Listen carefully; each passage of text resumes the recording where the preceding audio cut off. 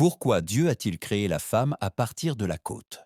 Nous poursuivons l'étude biblique de la parole de Dieu, verset par verset, apprenant ensemble et laissant Dieu lui-même nous enseigner.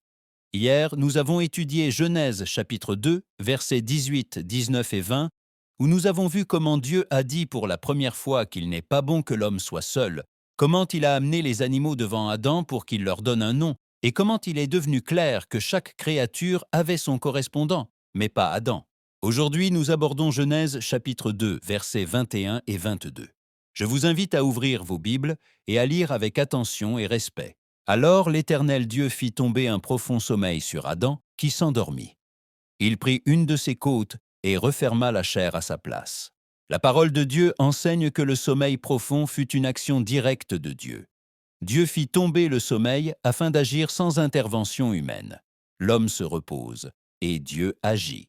L'Écriture dit que Dieu prit du côté de l'homme. Le mot hébreu utilisé ici est tsela, qui ne se limite pas à un petit os, mais désigne le côté, le flanc. Il ne fut pas pris de la tête pour dominer, ni des pieds pour être foulé, mais du côté pour marcher ensemble. Ici, la parole de Dieu enseigne la proximité, la communion et la correspondance. La femme n'a pas été formée pour dominer ni pour être dominée. La côte parle d'égalité en dignité, dans l'ordre établi par Dieu. La valeur ne vient pas de l'homme, mais de Dieu. De plus, le côté protège la poitrine, le cœur et la respiration. Bibliquement, cela pointe vers une relation soignée et liée à la vie.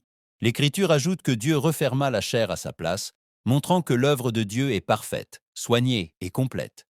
Lorsque Dieu prend pour former, il n'appauvrit pas et ne laisse aucune blessure. Rien n'est incomplet dans ce que Dieu fait.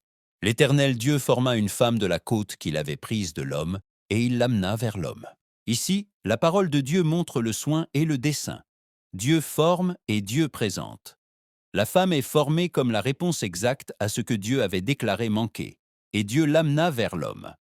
La relation ne naît ni de l'initiative humaine ni du hasard. Elle naît sous la direction de Dieu. Dès le commencement, l'Écriture déclare que l'être humain a été créé à l'image et à la ressemblance de Dieu, homme et femme. Ainsi, bien que la femme soit formée du côté de l'homme, son origine ultime demeure Dieu lui-même. La côte explique la relation. L'image et la ressemblance expliquent la valeur. La femme n'est pas l'image de l'homme, elle est l'image de Dieu, formée du côté pour la communion et créée pour refléter le Créateur. Dans ces versets se révèle le dessein relationnel de Dieu. Une relation née de la proximité, de l'égalité en dignité et du soin. Ce n'est pas un symbole vide ni une poésie humaine. C'est un enseignement révélé dans le texte, l'écho de la voix de Dieu.